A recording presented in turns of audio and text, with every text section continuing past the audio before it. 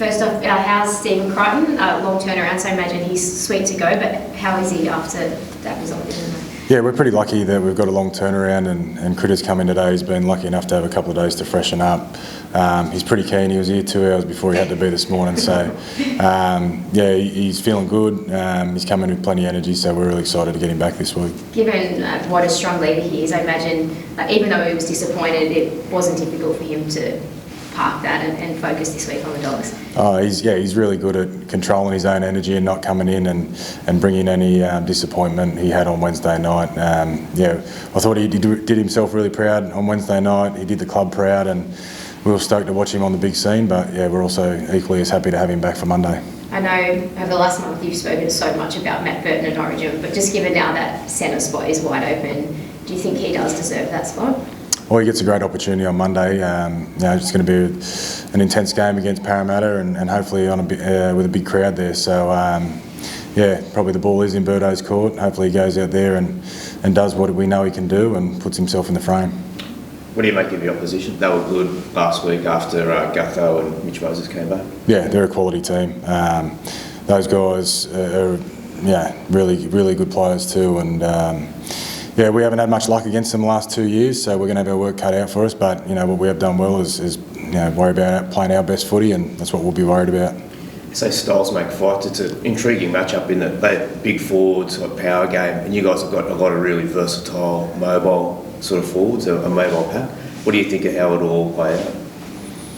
I haven't thought too much about how it all play out. I know what we want to do, and we'll play our style of footy. We're not too worried about who's in front of us. We play against big forward packs every week, so we'll stick to our strengths and worry about what we're doing. And I think we've done a good job of that lately, and hopefully we continue that on Monday.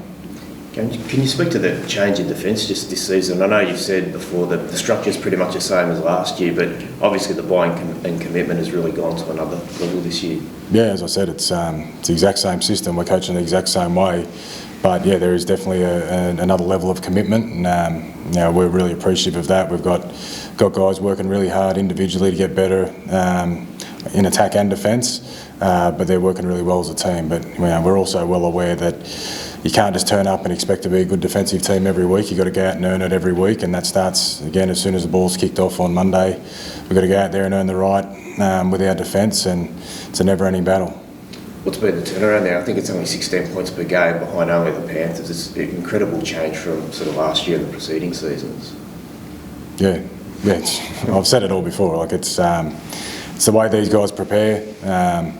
It's the way how hard they work and how they work together, and they've just built such an amazing culture. But as I said, it's you can't be happy with what you've done last week or the first half of the season. You've got to go out and earn it every week, and we're going to have a tough battle on Monday. Just back on Burton for a sec, if that's okay. I know you said the ball is in his court, given he plays 6 every week, but I know he's versatile. What is it about him that you think makes him dangerous when he is in the centres? Oh, I think he's such a good runner of the footy. He's dangerous when he gets his running game on, and he can do that whether he's got 6 on his back or 3 or 4. So I'm sure if he goes out there and looks to defend strongly and runs the ball the way we know he can, then I'm sure the selectors will have a look at him. Josh Adokar, I know originally they were saying 8 to 10 weeks. Is that still looking like the diagnosis, and how's he travelling mentally as well? Yeah, he's really good. I think you saw on the sideline last week he was straight into supporting his teammates, and that hasn't changed since he's rolled in here this week. He's actually helped on the coaching staff and presenting some videos and that, and he's done really well. So it probably shows his level of maturity, how much he's grown up this year, and he's just here to help the team. But yeah, it's still early days on his hamstring injury. We're still thinking 8 to 10 weeks, but the way he's looking, he's going to tick every box to come back earlier. I mean, the calibre of person and player he is, but did that even surprise you, the way he's taking the initiative to do things like that and help out? Didn't surprise me that he wanted to. It surprised me how good he did it. I thought he did a great job. He's definitely got a wealth of knowledge from his career so far, and how he was able to get that across to the boys was really pleasing. Will we go as far as to say a career in coaching afterwards for the Fox? I don't think so. What What about just playing at home? Like, a very proud record this year, our team undefeated at home. How important is it that you continue that as well? It's really important to us. We hadn't had a lot of home games to start the season, but every time we did, we were able to play a brand of footy that makes our fans proud, and that equalled some wins as well. So we don't take that lightly. Any chance we get to play in front of our home fans, we really enjoy that. Hopefully there's a massive crowd out there on Monday. We're really excited about getting a big crowd out there at a core, and hopefully the more we play this style of footy, the bigger our crowds get at home, and we can continue to make them proud.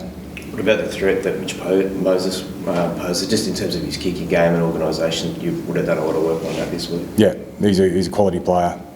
He's been a good player for a long time, and every time you play against Mitchell Moses, you understand the strengths he brings to their team, and it'll be no different on Monday. But again, we just got to make sure we're working hard and we're working together and trusting in what we're doing.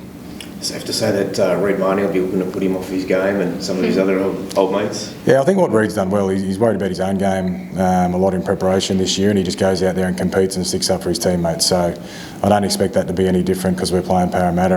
I expect him to lead in that regard with energy and effort and all those things that he does really well. So yeah, it's exciting for him. Are you proud too of how he didn't there was a bit of outside noise for a period about whether he was going too far, but he seemed to handle that well and not let that get to him. Does that make you proud as well? Yeah, definitely. There was a bit of a line in the sand moment early in the season where our team was getting pushed around and other teams sort of taking advantage of us, and these guys made a pact that we're not going to let that happen anymore. We're going to stand up for each other, and if the referees aren't going to do anything about it, then we'll have to do that. So we've done that all within the rules, and he's the dummy half, so he's always around the scene, and all he's there to do is to stick up for his teammates, and he's done that in the right way most of the time, and I don't expect that to change. Is that significant too, in that, as you said, you've got like a probably smaller team than a lot of the other ones, but you don't back down to anyone? No, we won't.